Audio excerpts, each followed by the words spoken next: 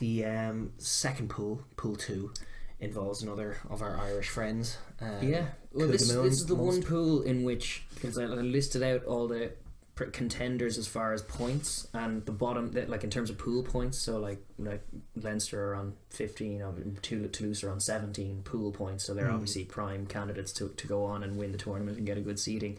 This pool is very, very strange because all of them are technically contenders by my metric, where I went down as far as 8 pool points, which is where Gloucester and Exeter are both at the bottom. It's a fair, and only 4-point gap between them and the top of the group, where Munster are at 12. It's fair to say every single one of these teams could qualify. Yeah, certainly mathematically. Yes, they all could. They could all qualify in first. In fact. I think it's only Munster though who could secure a home quarter-final. That's probably true. True. Yeah, that's probably true. You don't get home quarter-finals for less than 20 points. Yeah, not usually. Mostly speaking generally. But the pool at the moment, as it stands, heading into this weekend, everyone's played 4 games. Munster on 12 points, top that pool. Cast in second on 9. And our 2 English messers are on 8 points each. And third and fourth, Gloucester and Exeter, that is. And this week, you're going to see Munster playing Gloucester in Kingsholm and Exeter hosting Cast in Sandy Park. Yeah, and in the context of the double headers, they both took points off each other. They all took points off each other.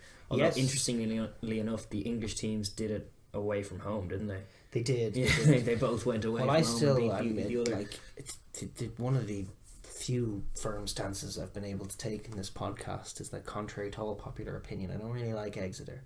I find them ugly. And I find them very limited. For one of the top sides who think about winning Europe and win trophies, they're so limited outside of their front 8. They like to control, like the Leinster, like the hypothetical Leinster win over Toulouse. They like to slow everything down and control it at their own pace. But they're an absolute basket case when things don't go their way. Yeah, and as soon as they're behind, they're in all kinds of trouble. Indeed. And if they don't, like, it's plan A smash, plan B smash, plan C smash kind of stuff. Death by a million carries has become the mantra. From co-commentary, which came immediately before knock-on. Yes, and then indeed, and they got beaten by Gloucester, who of all the sides in this pool are my favourite side in this pool. Yeah, they're pretty. They're pretty. They're fun. They attack with a ruthless energy. I've loved Cipriani this season, but it feels like he's absolutely getting lambasted by either injury or like the red card as well. But it's just like I'm not to mention the arrest pre-season. But that was pre-season. But I'm looking at the season as far as he was well in contention, certainly in my mind, to get that into that England team for well, he's injured now, November, but now he's injured. Yeah, and that's the thing. Like, as much as I love Gloucester, and I think they are in my mind, because Munster are good, but Gloucester could have so beaten them. They're a smarter team than they get given credit for. They have a lot of very good players. They move the ball quickly. They score flash tries. They're quite organised. Johan Ackermann is a skilled coach. Yes, and I just really fancied them this year to go places, but they're ravaged. They're just like, and they don't have the depth. They're ravaged with injuries. Thorley, the beautiful young winger, is amazing. Gone. One of the players of the tournament He's one of the players of the season. He was most of his highlights come in the Premiership, right? Yeah, but he's been like a young Larmer. He's been just beautiful to watch. Give him any kind of space, and he's got super gas and super instincts and a bit of physicality as well. And a bit of shrug off tackles at the waist, which is good. And he's gone injured, not playing. Jaco Creel, probably week too soon for him to come back. That's massive in the context of their back row. And Sips is not going to be there either. They announced this week, they say like he might be back, but I think we'll get an idea as to how seriously they want to take this if you see Cipriani and Jaco Creel come back in, because they're both allegedly pretty much 50-50, right? And they need them, to be honest. They have Big Ben Morgan still there. He's great. Another guy should be in the England reckoning. Probably isn't for some. He's on the fringes, but it's he's no Nathan Hughes, man. Nathan Hughes is rubbish. No, so listen, it's unfortunate for Gloucester. I think their full team, locked and loaded, ready to go, could absolutely beat Munster in Kingsholm, and could have beaten them perhaps in Thomond Park were it not for the Cipriani red card.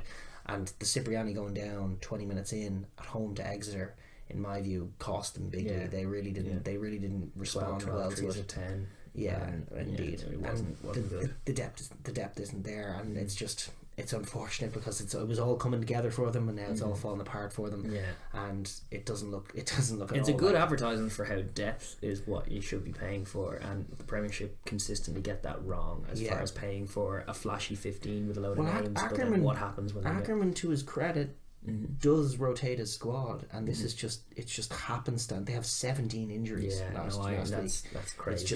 It's just one of those things that happens, and it's killed their season. Yeah. And I don't realistically think they have a chance against Munster this week without those guys. But that said, if they want to beat Munster, attack. Let's get going. Munster have been a different side away from home, and it's not even depending on where they're going. Like, they've just been a shadow of themselves away from home in all competitions. And like, speaking of Exeter, who you're not mad about, like, Exeter were also beaten by Munster, who then refused to actually win the game. And to be fair, they outplayed Exeter away from home in that game. They did. In England. They did. They outplayed them and then just refused to win that game. That's another reason why I think Exeter are pretty lucky to still be in this reckoning at all. Yes. They haven't played particularly well in Europe this year. After Cipriani went down, they did a job on Gloucester and Kingsholm, which is a statement. Not to mention they have beaten Saris in the Premiership in recent weeks. So they are making statements, all with that same go attitude, which I think ultimately will fall short in Thomond Park regardless of what happens this weekend. Stylistically they just don't match up against Munster. Munster are more than willing to play that game, and probably better at it. You got the best scrum in Europe arguably in Munster. You got Tyke Byrne. They're also, like, Munster are a little bit more capable of width than Exeter are as well. Like, Munster's backline is actually shaping into quite a nice one personnel wise that we have yet to see all Chris season. Farrell's injured again. I know. He's gone. Sammy. It's all Sammy Arnold or Dan Goggin. Both are grand players, but Chris Farrell, every time he comes in, he looks class, and then he's gone again. There were 2 weeks of class Farrell, and then he's gone again. Scannell at 12 is class. Murray back. Like, I was even just watching the highlights from the double header. A lot of their tries where they came from against Cast was through Murray in that first game. And in the second game, then they just got sucked into the wrong kind of game, and Cast were more than happy to play them at it. And they got beaten. And they got beaten. I think there are a few concerns. I don't think that Munster are going to get punished because I don't think Gloucester have the personnel. I don't think Exeter are the right side to beat them. They might be punished in the context of not racking up enough points to get a home quarter final, having to go away and then losing. That aspect of things. You know what? I think they're going to go WW. Yeah, because of Gloucester's injuries and because Exeter aren't the right team to beat them. But there have been concerns to what Munster are doing, and they sort of got away with it in terms of media criticism for that Leinster game. Leinster did lose the heads, and they got all the sort of criticism, which is it's rare to see that from Leinster at all. So it's it was compounded with that Lowe incident, which I actually don't think was symptomatic of losing the head. I just think he timed it wrong, and it happened to happen in that game of games. And he got sent off. But like, that game started with 2 late hits on Sexton. The Connacht game had a load of niggle in it. The Ulster game was impossible to watch, and it had loads of niggle in it. And then they had this double header against Cast, where even when they won at home with 30 points to 5, they still ended up in this boxing match. And it's every week with Munster. They're the common denominator. Every week they get involved in this kind of stuff. They do silly things. You and I have different opinions on Carberry at 10, but that kicking performance away in Cast is symptomatic of something that, like, he's not quite ready to lead a club to the deep stages of Europe, I don't think. And just going, like, as much as they have brilliant 8, and they really do, their scrummaging, I just can't get over how good their scrummaging is. They have 2 front rows, both of which are class. They can replace their front row and still monster scrums. They've fixed their second row woes in a lot of ways with Tyke Byrne coming in, who's a very dynamic player. They have in Peter O'Mahony, one of the best jacklers on the ground and the best line-out stealer. So in terms of possession gathering, one of the great players in the world. And then obviously very solid back rows. Tommy O'Donnell came back this week. CJ Stander is obviously class. And he has to do a bit less work now that Butt has come in as well. I've actually liked the recruitment of Butt, even though he had a shocking game the other week. But his kind of physicality is comparable to what CJ brings, which means you're not, like, if CJ's going backwards, where he does have those one game every 5 where he's just not physically there. I don't think Butt will play though with Tommy O'Donnell back. I think they'll play Tommy and Peter and CJ. But I'm talking about the bench. bench option. Yeah. Will they take CJ off though? I don't know if they will, but it's just in terms of even if he's not there, someone else to be the go forward man, because like doing it for 80 minutes every week is not the good thing. So as they have been for the last few seasons, they're even a little better than they were the last few seasons. They're a brilliant pack. They are going to be tough for anybody to beat. I think they're going to get a job done on Gloucester this weekend. But there are some missing links there for Munster. Which is, that's fair enough. It's an interesting pool though, because like Cast going to be able to go over to England and win? No, I just never know with them. When to be honest, like as much as they beat Munster, that game was there for Munster, for the taking for Munster away in Cast. They're now going over to play an Exeter side who, as much as I deride them perhaps unfairly, they're efficient. They're very efficient at what they do. Which is what is good enough to win or to come second in the Premiership most years. Just like well drilled, do the basics, be physical, and you win most of your games. They're pretty ruthless with it. Like they will kick to corners and score maul tries, and they'll do that all day long. Cast aren't going to be able to come away from home to Sandy Park and front up to that. They're more than likely not. Like they don't even care about this competition really. No, and they're struggling enough in the top tours as well, aren't they? I think they're in sixth. They're in where they usually are placed, ready for their end of season run. You'll see the real Cast around April. When they're long gone from Europe. Yes, but yeah, no. So that, like in the context of the pool, it is still in Munster's control. We were just a little bit annoyed at that loss, considering the amount of kicks Carberry missed, and like the fact that they've left so many points behind in terms of like the Cast game that they possibly should have won, but the Exeter game that they definitely should have won, that's also just 2 points gone. So it's like they probably should be home and hosed already in this pool, and it should look a lot like the other pools, but it doesn't, because Munster have kind of come back and allowed the pack in, as well as the English teams taking points off each other. And it's the most bunched pool of the lot. Munster have got a lot wrong this year, but they still have a brilliant team. Exeter themselves have got a lot wrong this year. They do have a good team. So like what we're looking at here, probably, as much as we don't like to make predictions, we like to make the easy ones, I guess. Munster are going to go to Kingsholm, I think, and win. As tough as that is, Gloucester have to play their game, and I hope that they do. And I really I wouldn't, as much as I'm Irish, I wouldn't grudge them if they actually. I wouldn't be Munster. that surprised if Munster got blitzkrieg by a resilient Gloucester in the first half. If they're to lose that game, I think that's how it would happen. Indeed, I just think it would be so much more likely with Cipriani and with Thorley and with Jaco Creel, but. If that isn't to be the way, Munster will probably go and see that job done, and then I would suspect Exeter might max out against Cast, and then you're looking at a showdown in Thomond Park.